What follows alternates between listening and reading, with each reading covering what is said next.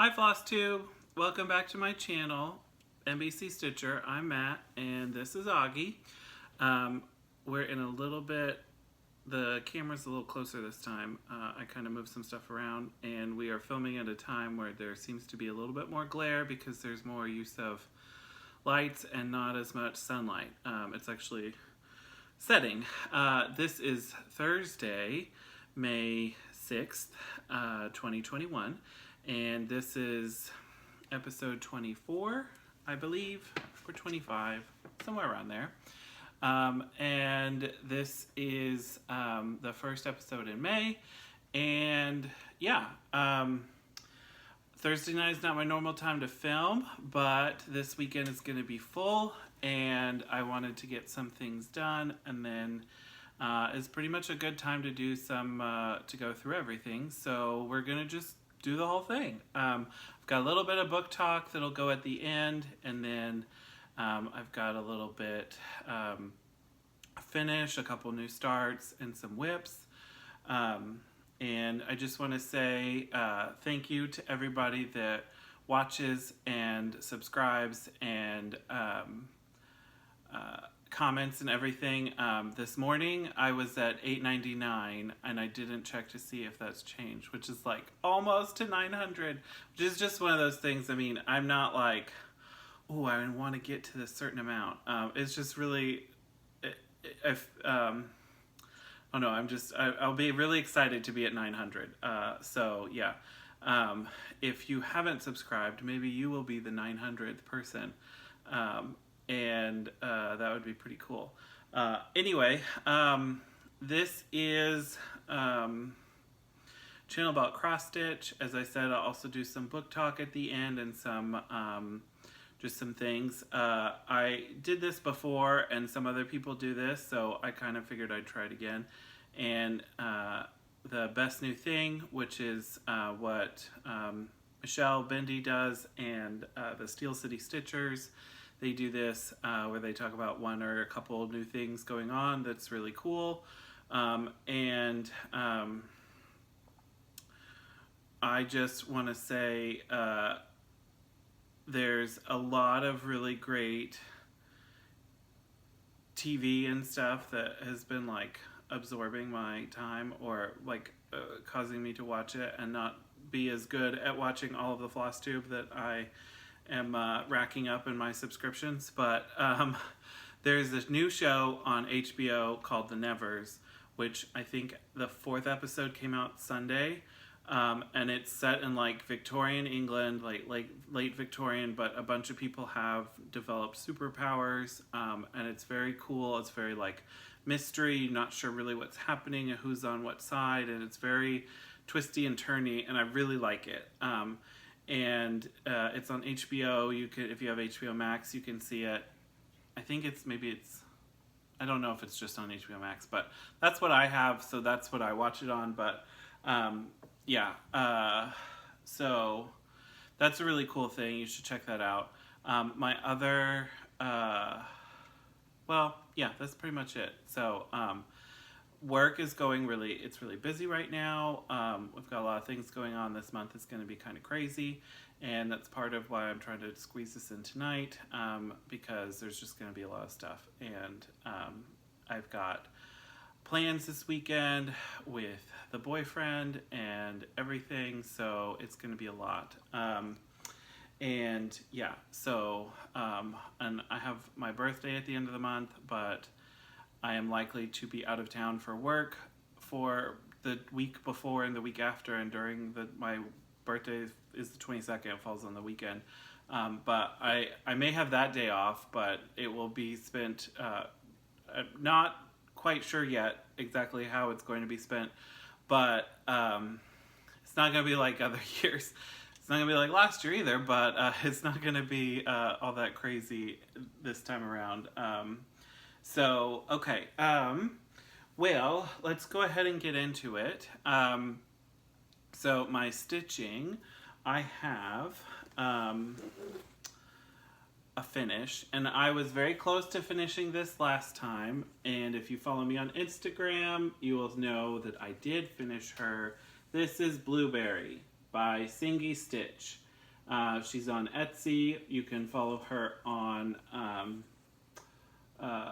Instagram. Rachel Moore is the name. Rachel J. Moore, I think, is her name on Instagram, but she's the designer. And I loved this pattern, and I started it. I loved the dress. I love blues, and I really enjoyed it. And last time I had finished all of the stitching on her, but I was starting to work on the black work background. That didn't take as long as I thought it was going to. It was actually pretty enjoyable. I really liked it. I did leave off a few, like there's some tufts of grass that you can see at the bottom here that they also had some like down here in the chart. And I just left them off because I think it worked a little bit better perspective wise. And then there's a little bit of beads, and I did make an alteration on purpose in her earring up here. It's supposed to be the white clear beads, and I decided to use the blueberry beads just because I really like her, like those, and I figured it would be a nice little thing that she might have a little blue earring and didn't have to have white. So, what are you doing? What are you doing? Huh? You don't know?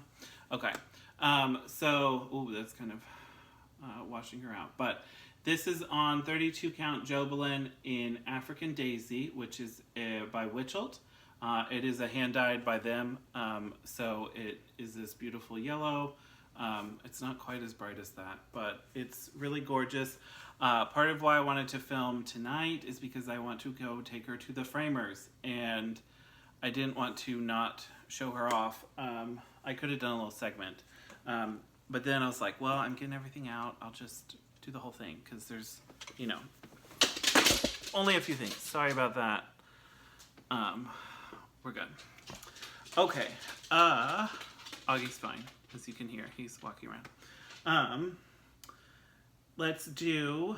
Okay, so I have a couple new starts. I'm not really doing any kind of like mania plans because work was going to be crazy this month. I had a few things set out that I wanted to start, and I may do some of those. I may do all of them. I may do a few more, but I'm not like gonna do 20 or 21 new starts or whatever. And I didn't really I just been kind of stitching on whatever I want to stitch. So, but also with some of like my whip go goals. So, okay, so this is Strawberry Cow, which is part of the Moo the Merrier. Ooh, that's okay. No, this is by Tiny Modernist. Maybe there, yeah, that's still a little blurry. Okay, so it's this one of which for Needlework Expo there were several patterns, several designers that put together patterns featuring cows with either the same or similar colors. A lot of them used a set of threads from Sulky, and there's a Sulky thread pack that's for the Moo the Merrier. Augie, I'm not doing crunchy things, he is. Hey, go get a different toy. Go get something else. Yeah, not that toy. Too loud. Okay, so let's see if that worked. This is the pattern. And I did get the Moo the Merrier Sulky pack, and so I am using the Sulkies. It does call for one pink color as a DMC. I'm using a different pink. I used the DMC Match website that you can put in a color and it'll show you like similar ones that are very near it. I didn't have this one that called for, and I had one that was similar, so I used that. And I'm using not white, so I kind of wanted something a little different anyway. Although it's really similar, so that's not really true. Okay, so this is my tiny start of the big black spot that this is the center start. This fabric is from Jody. This is part of Jody of the Steel City Stitchers, her Fabric of the Month Club that started last month. And it's just gorgeous. This is 32 count Lugana. and it's like a beautiful purple with some like dark mauve modeling, maybe is the way to describe it. And I just really liked it. And this is an 8th, and so the pattern, a lot of these Move the Merriers are 60 by 60 or thereabouts. So I will fit it comfortably on this piece and still have another part to work with. So, and like I said, it's with the sulky, which if you're unfamiliar, is like this. This is the black, the one that I've used. This is 12 weight, so there are different weights of it. The 12 weight is the one that you normally want to use for stitching. It is cotton, and this is a 50-yard spool, so there's quite a bit on there. It is one strand, so you don't like de-strand it, but one strand is equal to 2 strands of DMC or about, such that I'm using one strand over 2 and the coverage is great. I really like it. I'm really excited to use it on other things. I have the ink circles Move the Merriers as well, so that was one of the other ones, so it's like I want to stitch those, and I just haven't actually gotten to it yet, but it's gonna happen. Okay, next up we have, ooh, I left the pattern. This is me this time, sorry.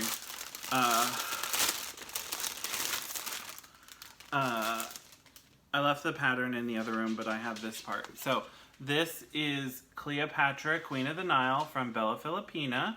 I am stitching this on a 32 count linen from Be Stitch Me in the colorway Blood Orange. The fabric is gorgeous. There's a lot more of the purple part that's kind of hidden by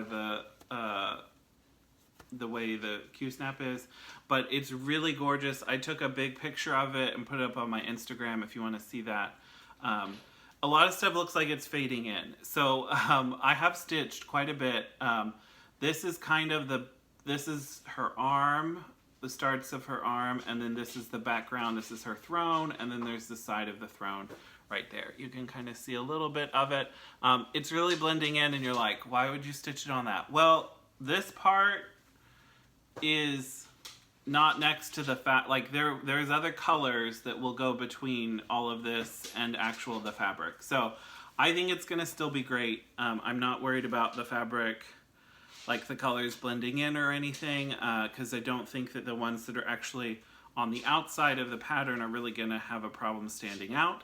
But yeah, I really like this. And this is a Garon tote bag grime guard that I got a couple weeks ago or a month ago.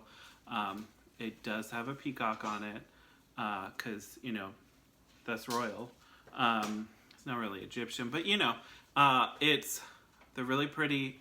This is a beautiful silk, one of the Karen Water Lilies that's in the called for, and this background is all just one, one silk. So it's variegated and goes through a couple different colors, and I really, really enjoyed working on this.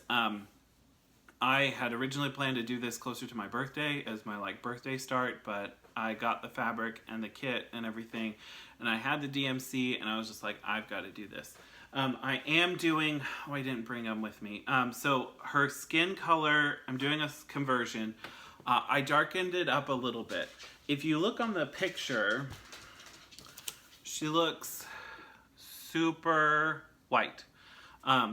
The thread that is called for is not quite that white. If you look on the Lord Libidan's skin tone chart, it's not the lightest that you could get. It's close though, and I just went a little bit darker, kind of over and adjusted. There are 4 colors as part of the skin tone, which is kind of odd. So there's a darker shading, and then a shade and a skin tone and a highlight. And so I played around I bought some different colors from the Lord Lebadan's chart, and came up with my own skin tone conversion. And I'm going to see how it goes, and then there'll be more of it stitched by the next time. Because the center start, which is where I started it, you're kind of in the middle of like, I don't know if you can see that, like right there. Like there's lots of thrown background and then her body. And there's also some metallics. I have some of them. I didn't get the Kreinik. I'm gonna do some treasure braid that I have converted, and there's some, like, it's not gonna be perfect, but it'll work. And I got some of it from Fire Poppies, but I had to order some others, and so those are on their way. And then I should be good. There's one other silk that is on back order, so I'm waiting on that, but it's not near where I'm stitching at the moment, so that works. I did get the kit from Stitch Me with the fabric and the pattern and the beads and the silk. I did not get the metallic. She did offer that. She also offered to get the DMC if you wanted that, but I went to Michael's and got the ones that I didn't have. Use my 20% off coupon. But it's a lot. There's a lot of beads, there's a lot of metallic, there's a lot of silks, there's multiple skeins of colors of silk. She's a lot, but I think she's gorgeous, and I'm really want to work on her. I really like her. So I think honestly, when she's done, she's probably gonna go like here, at least part-time. I may start to, as I get more finishes and things framed, I may start to move stuff around, because I did move, this came down and I put up my Christmas one. So that's really the only like seasonal adjustment that I make normally. But as I get more things done, there will be more opportunity for things to move around and this to change some. But I really like her and I really want to work on her. So yeah, I'm very happy with that. Okay, and the next up, I didn't bring the pattern out. This is Autumntown by Autumn Lane Stitchery, and this is on a 32 count Lugana that is also dyed by Jody. It's a nice light apple green. It's similar to the called for.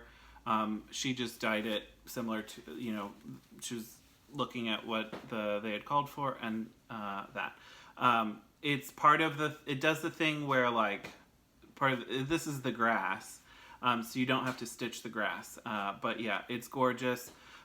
This is part of the holiday hangover Sal. Kristen from the Steel City Stitchers, Erin, and Catherine from Paper Crane. The four of us and other people as well, but we started this on the day after Christmas as a, you know, to get out of the holiday, you know, everything from the holidays and some fall stitching. So as you can tell, it's been really successful. Actually, Kristen has done a lot on her. She's got like the whole sky at the top done, and yeah, I'm doing it in the called for DMC. There's some Weeks Dye Works and some Gloriana silk. You can see a little bit of the Gloriana here, and then most of this is DMC. So I have been enjoying this quite a bit because there's, you know, the four of us. I'm not saying who is who, but that's totally the reason why I have the Golden Girls on here. So yeah, that is that one. You can see this is really full because Kristen actually, she got Jody to dye us fabric and then sent me a half yard. It's like, we don't need a half yard for this. This is a big piece and I didn't cut it yet, so it's just rolled up in there. But yeah, it'll be really nice. I have enjoyed working on that some. I got more of the pumpkins done and some of the trees, so I will be doing a little bit on that. We had set a day to work on it, and some of us, one of us, worked on it that day. Other people had things come up, I get that, and, you know, just, but yeah, it is fun. I did a post about it, and Catherine was like, oh, thanks for calling me out there. But anyway, okay, and next whip. This is Dark Queen of the Seas from Autumn Lane Stitchery. This is their year-long stitch-along, and we are part 9, just got released, which I'm behind. This is from part 6, 7. I can't remember how numbers work. But if you will remember, part 7 was these corners and the crown and the coral antlers things. I like the antlers. I actually liked them as antlers, so that's why I did it.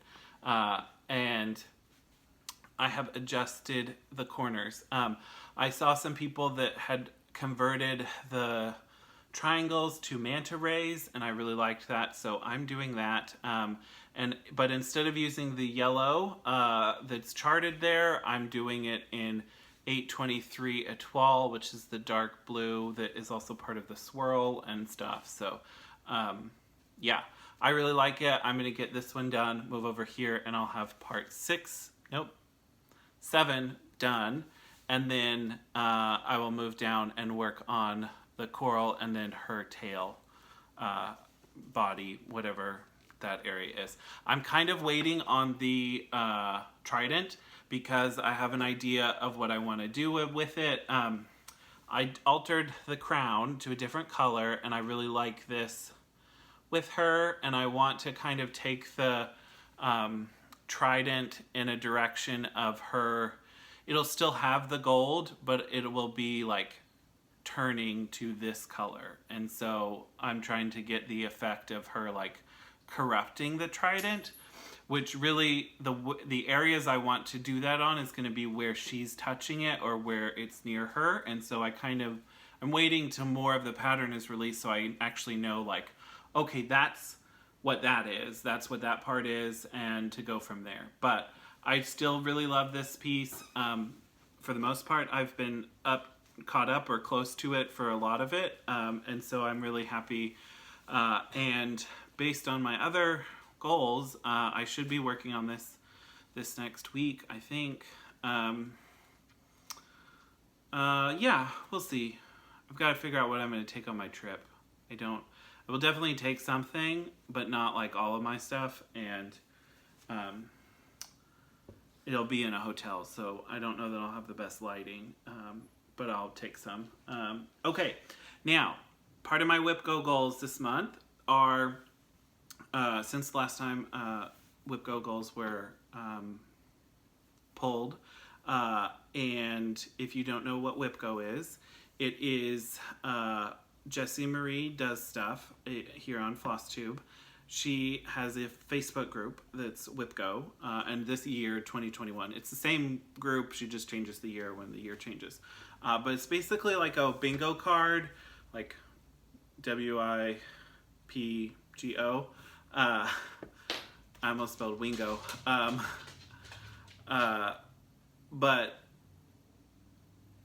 then, so it's like a 5x5 card of goals that you set, and then she will draw a number every month. She'll draw 2 numbers, and then you can try to accomplish your goal. It's just a motivating thing. It's something a little different. I picked several projects and different goals for, like, I want to get them done this year or achieve this goal over the course of the year. So even if I don't do it this month, it's one of the things that I'm trying to do. And part of that is I put my Heaven and Earth designs on there, but I didn't specify which one, and I just said I want to get to 8,000 stitches. I also do mine in tent stitch, so it's really close to like 4,000 for other people, but that was one of the things. And I already had stitched on them, both of them, this year, and so I wanted to get them combined to be over 8,000 stitches, and I have them on there again for another 8,000. So at the end of the year I should have 16,000 stitches between my 2 Heaven and Earth designs. I could also start a new one. I've thought about that, and I kind of was like, well, let me get like to 12,000 and then I'll maybe start another one. But I'm really like, I'm like, where I'm at 1%, 1 point something percent, and then under 1%. So maybe I'm like, maybe we'll just wait. I have the floss for another one all like bought. I haven't, or close. I haven't actually gone through and made sure I have everything, but I think I do. Anyway, get to the actual stitching. Okay, so first up we have Once Upon a Fairy Tale by Amy Stewart, and this is a Heaven and Earth design, and I am doing and I have just under 3,700, 3,800 stitches. So I'm doing it on the diagonal, and I do it like a 20 stitch wide diagonal. So what that means is I use Pattern Keeper, and it will, you can have it input diagonals. And I start here at the bottom right corner because of the way I make my cross stitches. But these are half stitches, and it actually doesn't make the most sense for me to start here, but I didn't want to change it up. It actually would make more sense if I started on this end, on the bottom left, and go the other way. So maybe the next one I'll do that. But anyway, I do it in the diagonal, and in general, the way I kind of work is I go up. So I work, first I will work all my parked threads in the diagonal, which there's still a little bit left in this one, and actually a few in the one before, but it's like one stitch of that color, and it doesn't repeat for a while, so I didn't want to just take the floss out to do one and then put it back away. I generally will work my parked threads from the bottom up, and you notice these needle minders that I have my threads wound around. Somebody asked me, oh, I put it on a thing. Oh no, I didn't put your name. I'm sorry. On Instagram, when I posted about this, somebody asked me to explain how I have them and what I do. Okay, so as it gets bigger, I will have a few more, but basically, I kind of group my threads around where they are, and then I circle them around a needle minder. But when I'm ready to start working, these are all parked in the next diagonal, so I'm not currently using those, and they're not ones that I'm going to grab for. I'm filling in at this point some that didn't, those colors that weren't parked in that spot, or I need a new thread of them. But when I get to the point of starting my new diagonal, I'll start these down here, and I'll unwind this whole thing down here and go up, and then I will rewind when I get to the ones that are parked in this next diagonal on this one.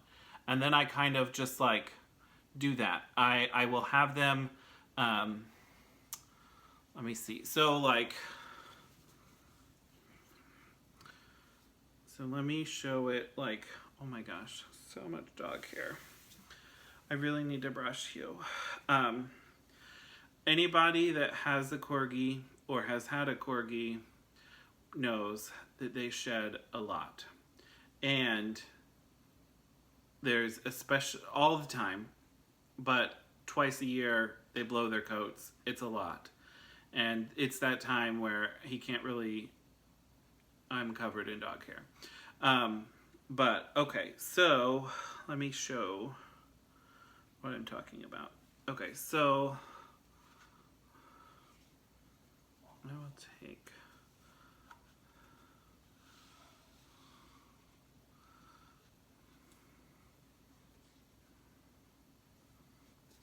hold on, bear with, okay.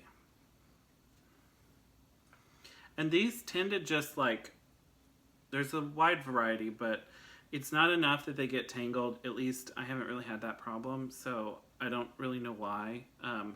But, okay, so let's say I was working at this point, okay, with these threads. So they were wrapped around here. What I would do is I would come down to the one that's at the bottom. I would leave the other ones dangling. And I would use this one all the way up, and then if it's done, I would come back to where, park it at the lowest point that I could get to easily, and then I would wrap it up here. And I know I've got a couple threads here, but this is trying to give you a visual. And then I would, do some more, and then as I finish it, I would wrap them up.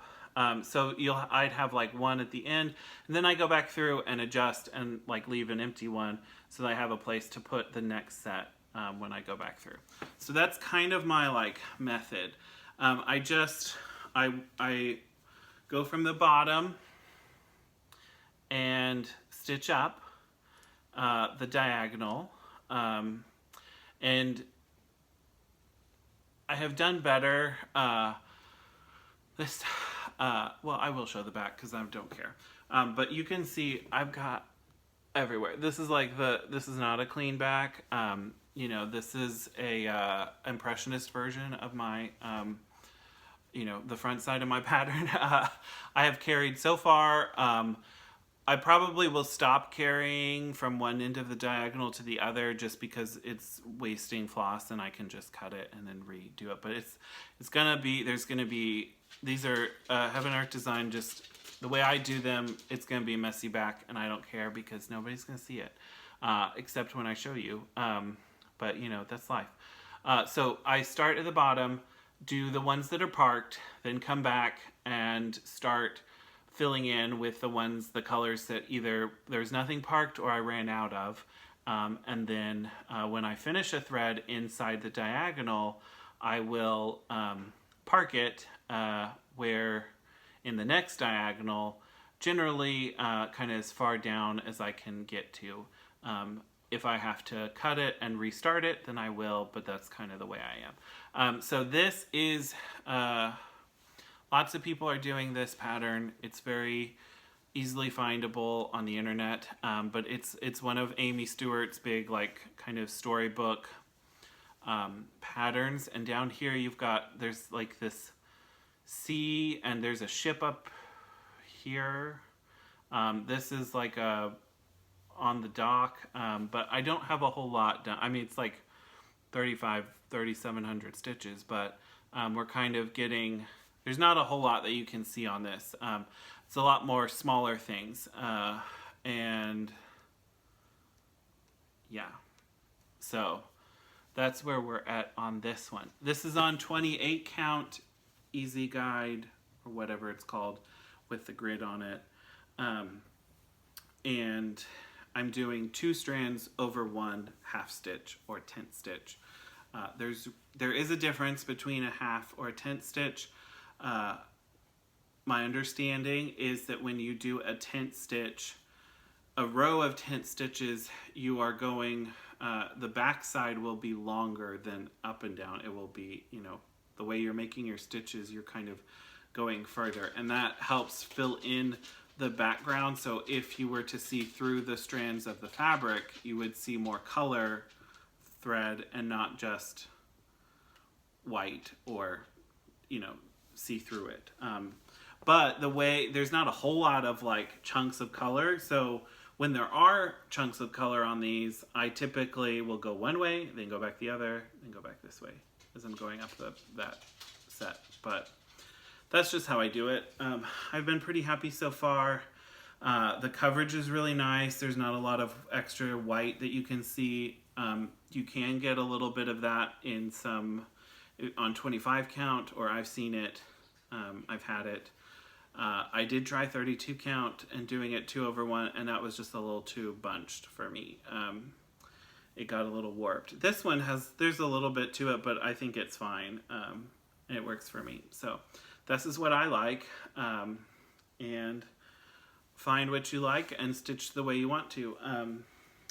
Okay, my other Heaven and Earth design is, I do have a picture of this.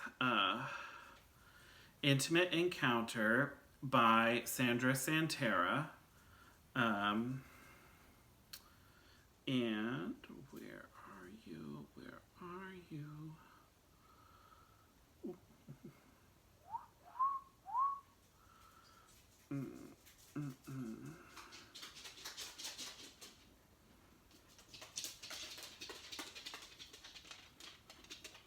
What did I, no, that's part of it, but, oh, come on.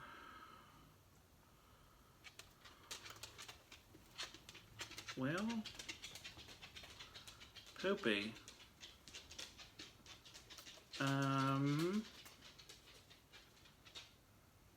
Nope, I don't have a picture. Darn it. Okay, well, it is it's a picture of a dude, Hearn, the god of the hunt. Oh, there it is. Okay. So this is what it looks like, as you can see. Yeah, let's do that. So, yeah. Two dudes, Pan and Hearn. Pan is on the ground, and I believe Hearn is over him. I don't believe you can get this pattern anymore on Heaven and Earth Designs website. The artist is still available, but I don't see this pattern on her page. I have not asked. I don't know of anybody that has asked Michelle as to, like, can it get relisted or what the deal is. I'm assuming it's something with the licensing agreement or something that it wasn't as popular or whatever. She didn't reissue it. I don't know. But I really enjoy this, and I am doing it on the same kind of fabric and the same size. I've got a little bit more done, and I have finished my 4th diagonal, and I'm at 4,200 stitches. But because of the way the diagonals fell, it's not quite the same. But yeah, so you can see part of this hand, and we got some nails there that are coming in, and yeah, it's really nice. There's a lot less colors that I'm using on this one, even though it seems like I have more parked threads. Maybe not, but yeah, it's really pretty. I really like the colors. It's very easy. This one is a little bit, there's more blocks,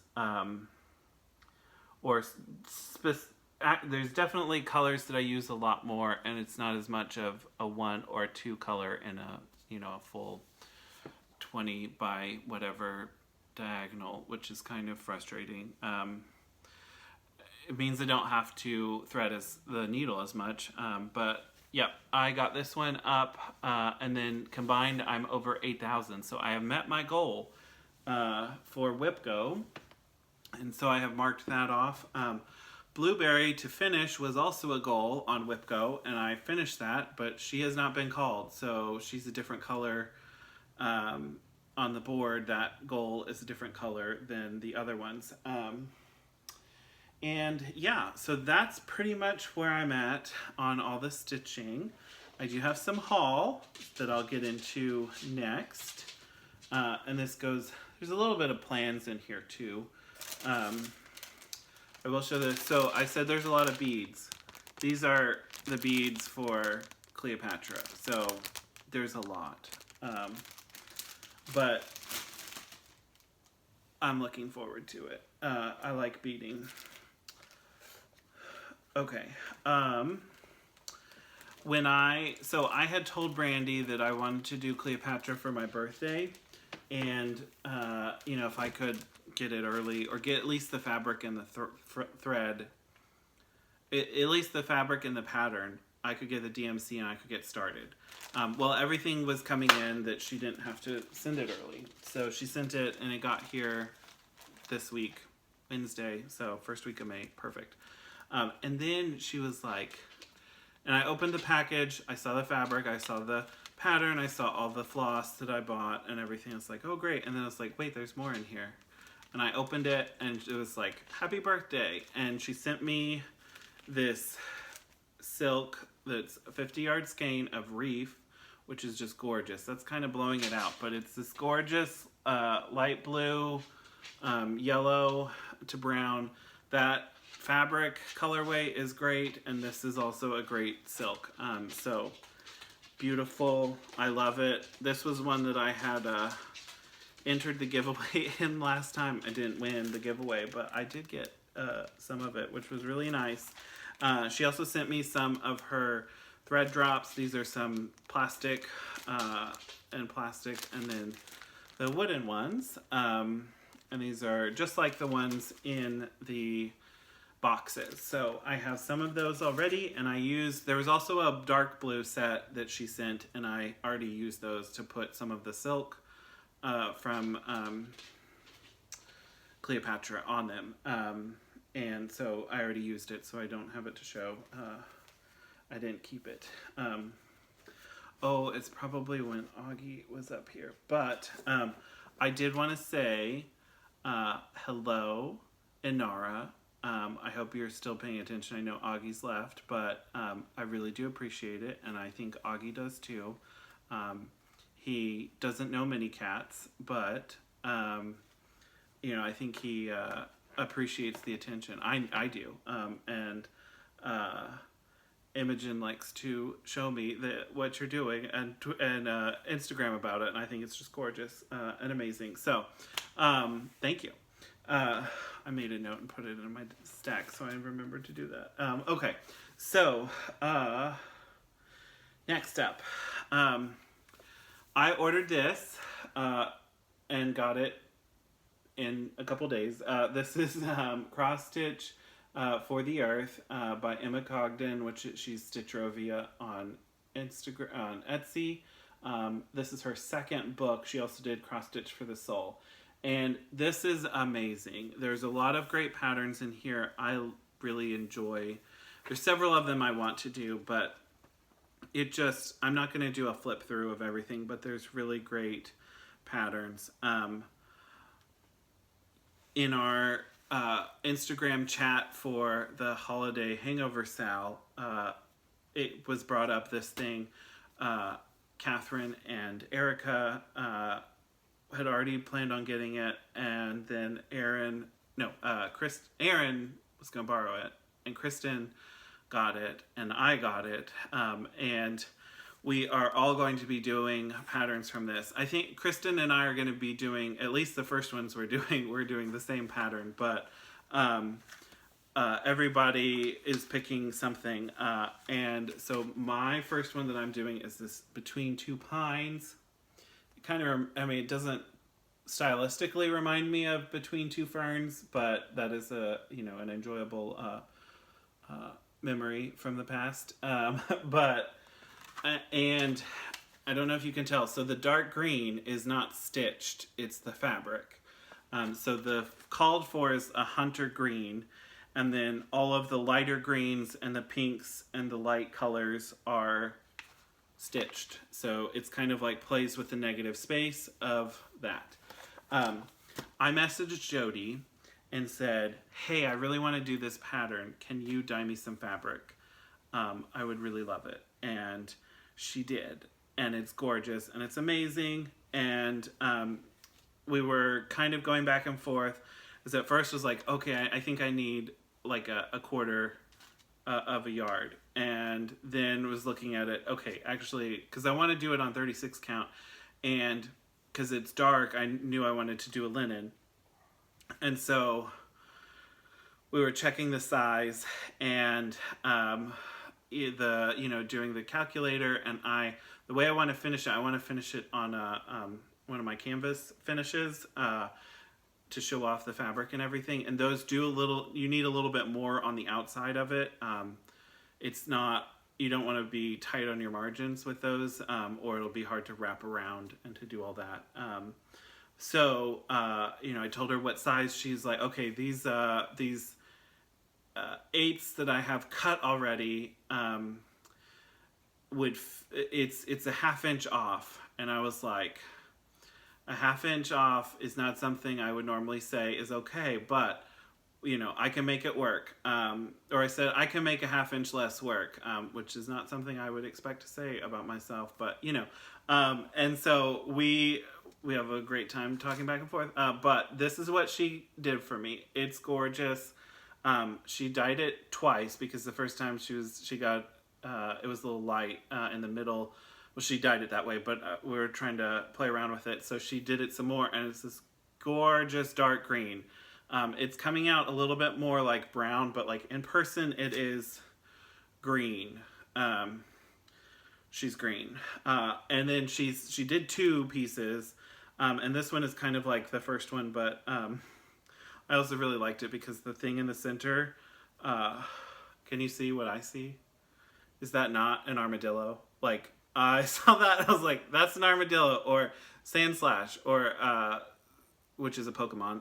But I didn't know if Jody would know that reference, so I stuck with armadillo. She's like, yeah, you gotta do, so I was like, but I really like that one too. Not necessarily for this piece, but I really liked it. So she sent me that one too.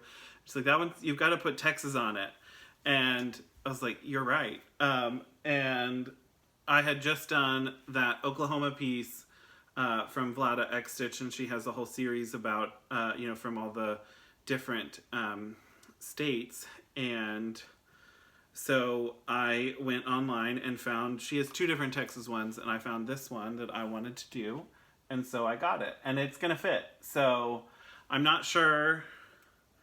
The armadillo, the way his head is, I'm sure he'll stick out. So I'm going to try to make sure I get the placing right and keep him, at least part of his head, visible so that, it can be cute like that. But yeah, that's great. And this just came today, so I didn't even have time to put it in. I'm not going to put it on a board because I know what I'm doing with it. But yes, and I picked up the DMC I needed for this, so I can start that too. I'll be messaging you all to figure out when you guys want to start. And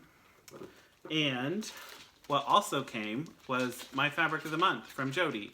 I think she has a wait list on. So she does it a little different than most other people that do fabric of the month.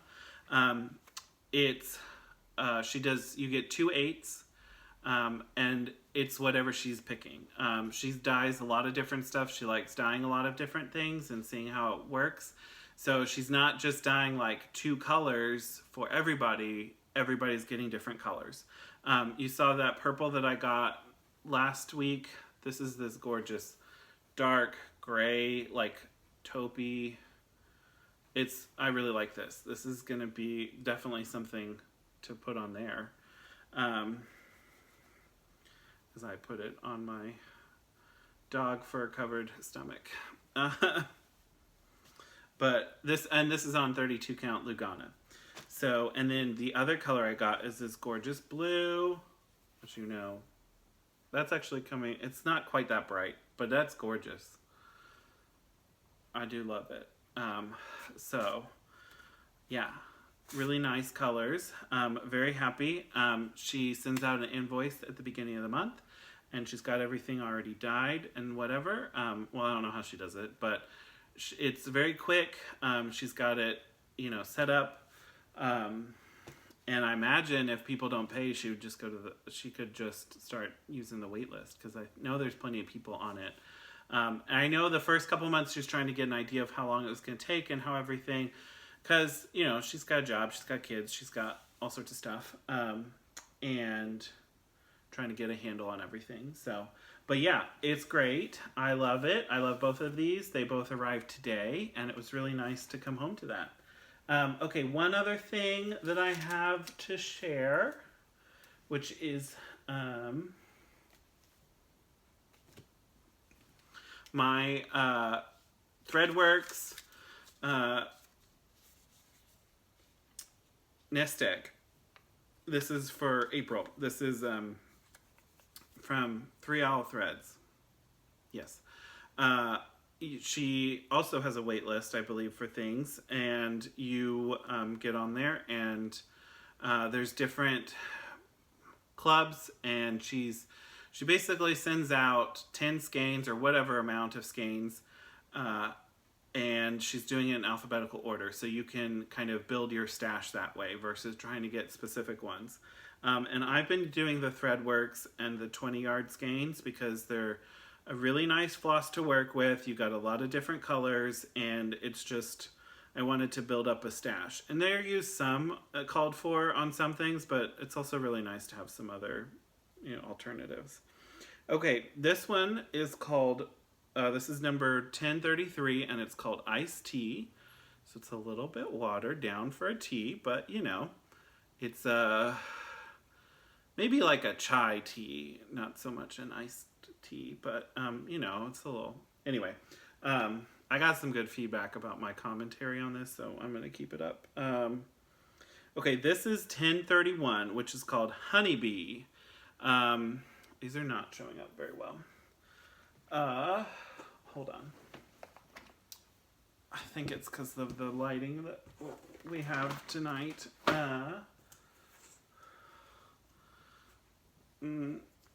No, that's not a good idea. Okay, so we've got honeybee. So it's got yellow and some gray to it. So, yeah, that's honeybee, I guess. It's really pretty color, and it's kind of like a yellow cream and like a gray, like a light sandy, well, more like a taupe, I think. I should also let you know, I am a little colorblind. Not like major, but so it looks like this to me. I don't know what it looks like to you, but I think that's all of us actually. Not that we're all colorblind, but do we really know what other people think about what they see when they see that other color? If it's the same, I don't know. Anyway, 1100 is this one, and this is called Hot Pink. And it is. So that's, you know, a great variegated hot pink. That's a great one. 10341, In the Jungle. So this is a dark, it's a brown. It goes from like a light cream to a dark brown. And it's very much, you know, full, you know, it's a wide spectrum variegation there. Okay. 11, hydrangea. Okay, so this is a little bit more of a pink hydrangea. If you know hydrangeas, they come in different colors. Well, actually, the acidity of the soil will determine whether you get more of a pink, red-looking hydrangea or a blue-purple hydrangea. The more acidic you give it, I think the more blue. Because I think if you add like coffee grounds or some of that stuff, you'll get more of a blue. I have a hydrangea that I've been adding some stuff to, so we'll see. It was kind of a little bit more pinky last year, but this is definitely, and it's got like a light green, which is very much like the color of a hydrangea's foliage. 1015, Ice Blue. I think I already owned this color, not from this pack, but I had ordered some individual Threadworks looking for some stuff. It's a nice light blue. The variegation is kind of subtle. It goes from like a light blue to a little bit of a purpley blue. Well, like a lilac, but it's really a great color. I like it a lot. 1012. Ooh, this is interesting. It's called Hidden Treasures. And it's a nice like tan and teal. It's really pretty. I like it. Okay, 1119, which this is called Hidden Gems. And it's a very subtle color. Looks kind of like a light dusty purple or pink and a cream tan color. So,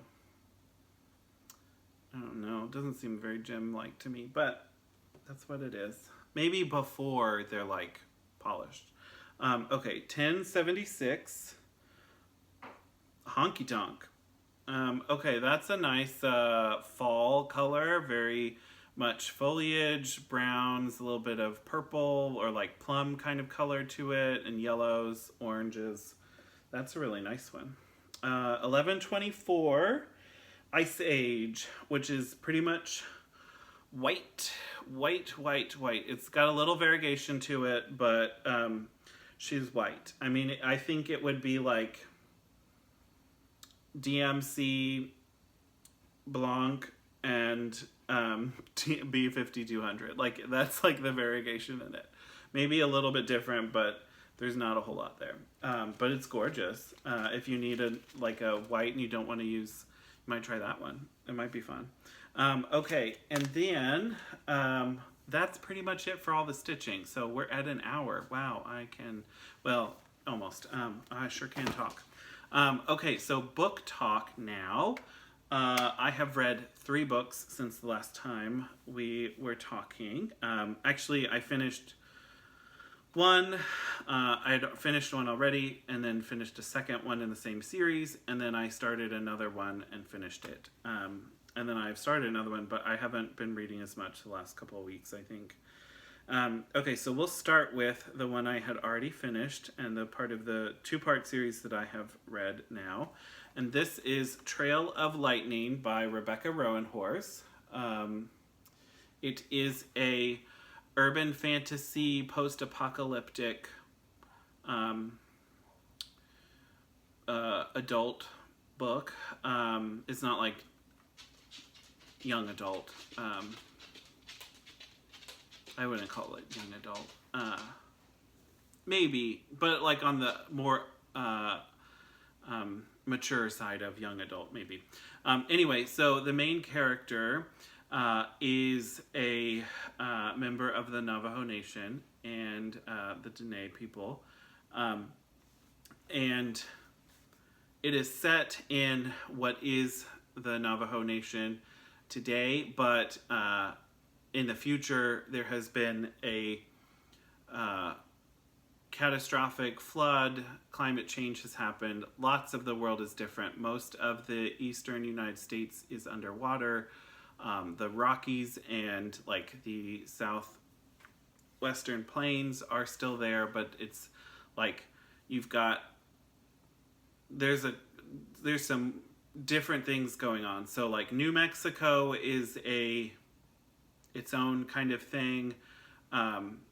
What was Arizona? Well, southern New Mexico, Arizona, the Navajo Nation is the northern part of Arizona and New Mexico, and then Utah still exists, and there's like this Mormon kingdom thing going on there, which they haven't really made much of an appearance in the series yet, but it's a very interesting world. Part of what happened when the world was ending is some of the different the gods for the Navajo people came back, or not necessarily the gods, but some of the beings that they believed in came back, and the main character, she has, they're called clan powers in this story, but basically she has abilities based on her bloodline that help her when she's in trouble. One of which, it makes her really fast and really good at predicting where things are going to be and where they were, and how to deal with threats to herself. So she goes on an adventure with another person that has clan powers, and I don't really want to get too spoilery. They're kind of... There's some intrigue and mystery. Coyote is present, and there's just it's a really interesting story. I liked it quite a bit. I enjoyed it, and then her second book in the same series is called Swarm of Locusts, and it picks up pretty much where the first one leaves off, and there's a new threat facing the main characters, and it's a guy that can use locusts, and there's a whole thing. It's not a very good description, but I don't want to like get into the spoileriness of it. You kind of got to get there. There's there's a threat to the world that they live in, and the safety of the nation, and from this guy that is known as the White Locust, and he's trying to bring about the end of the world, like the end of the world, whatever. To a lot of people, the world has already ended, and this is kind of the new world or whatever. So it's a really interesting book series. I really enjoyed it, and I look forward to additional ones from her. I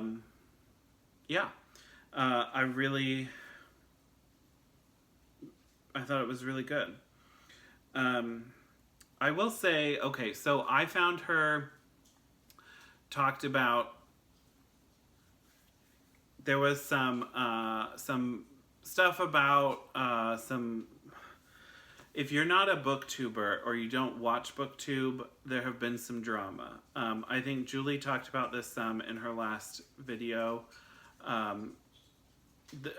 with a particular author that turned out to be not a great person, and she doesn't want to support that person anymore. I had seen some videos along those lines, and then there was somebody did a video of a whole bunch of people, and just different reasons.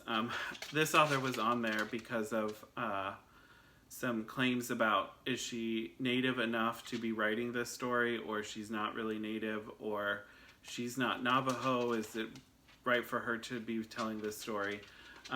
And it was cited an article in a, well, actually, the article, I went to the website for that article and it wasn't found. And the publication, which I believe was Indian Country Today, I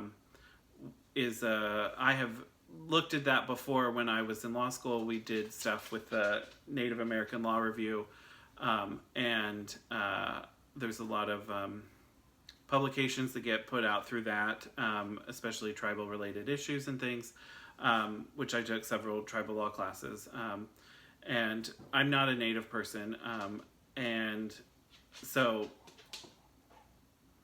it was, but I searched her name on the website because it came up with an error message, but I went to the publication and I searched her name and it came up as one of Native voices. So it's that seems to be an about face from what it was. And then the article was talking about her presentation and stuff. My understanding of the author's history is that she was adopted by an African-American family, and she claims she has,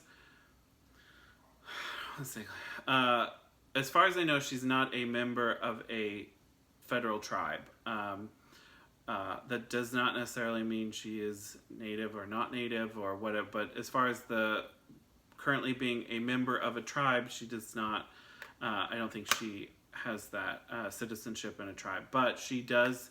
Her husband is Navajo and they are raising their child Navajo, but she was raised by an African-American family.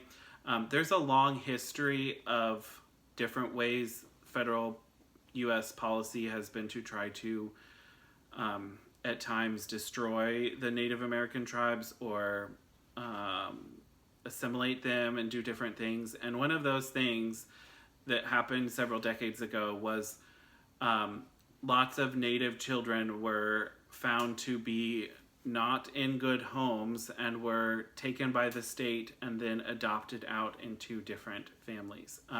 There's been legislation passed decades ago by Congress that prevents that kind of action now.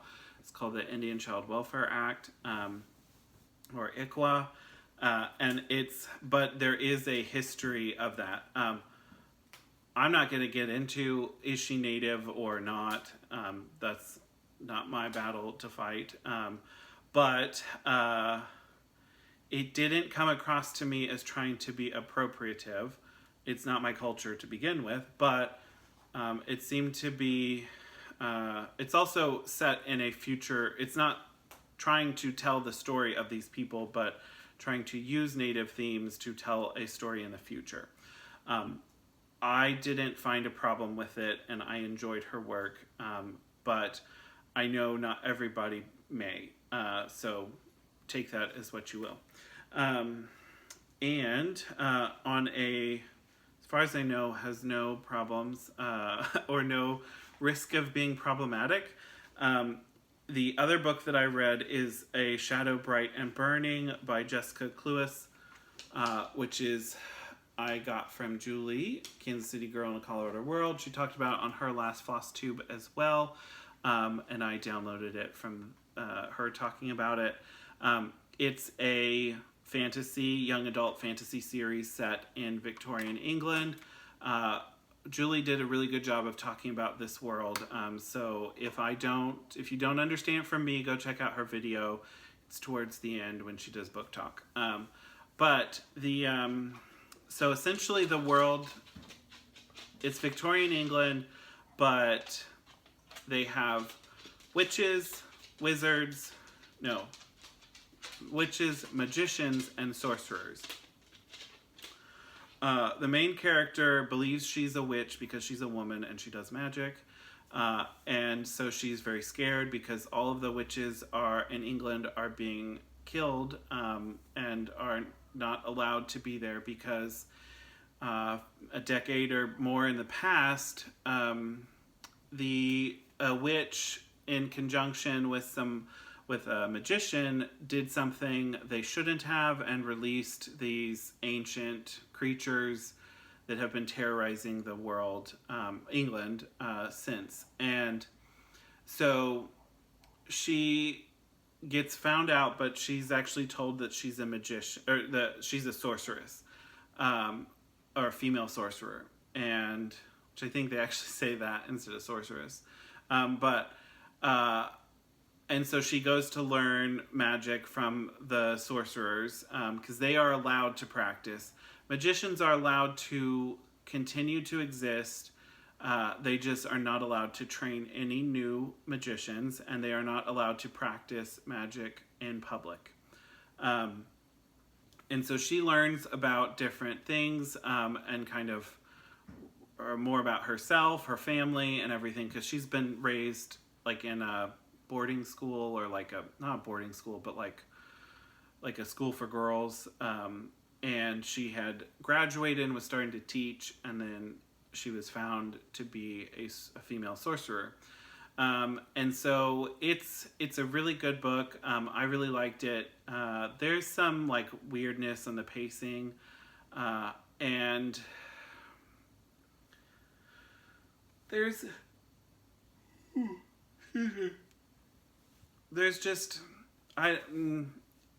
is a sort of romance theme to it's not a romance book, but there's a love interest to her, or a couple, but it's not really like love triangle-y.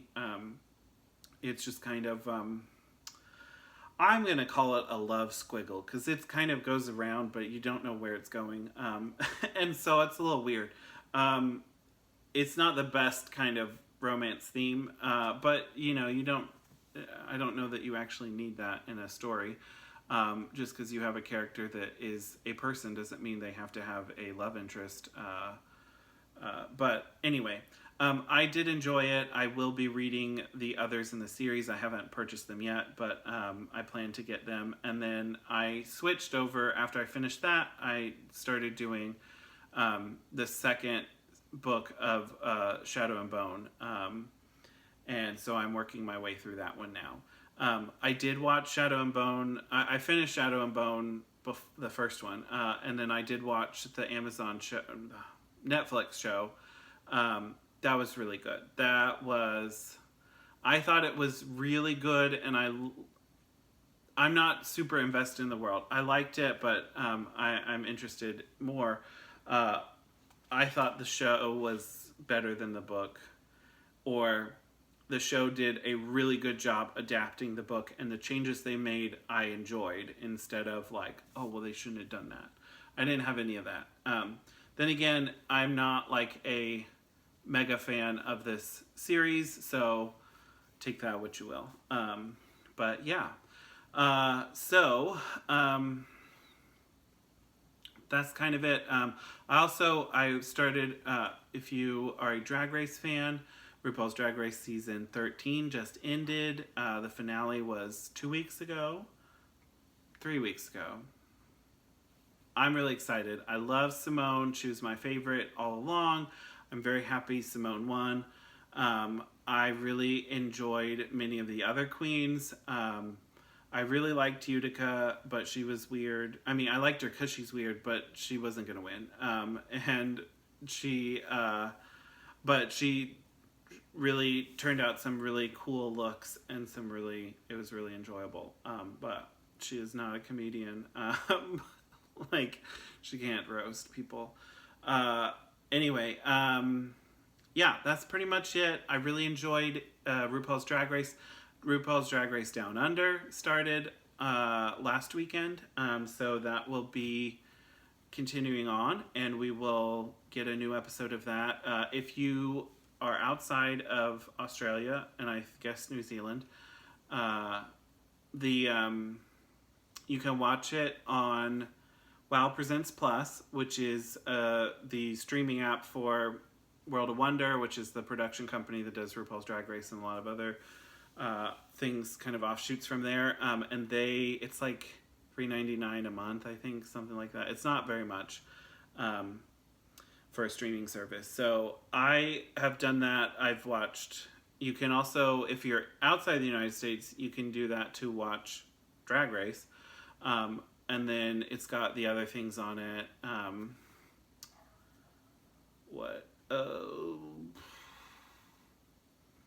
I can't think.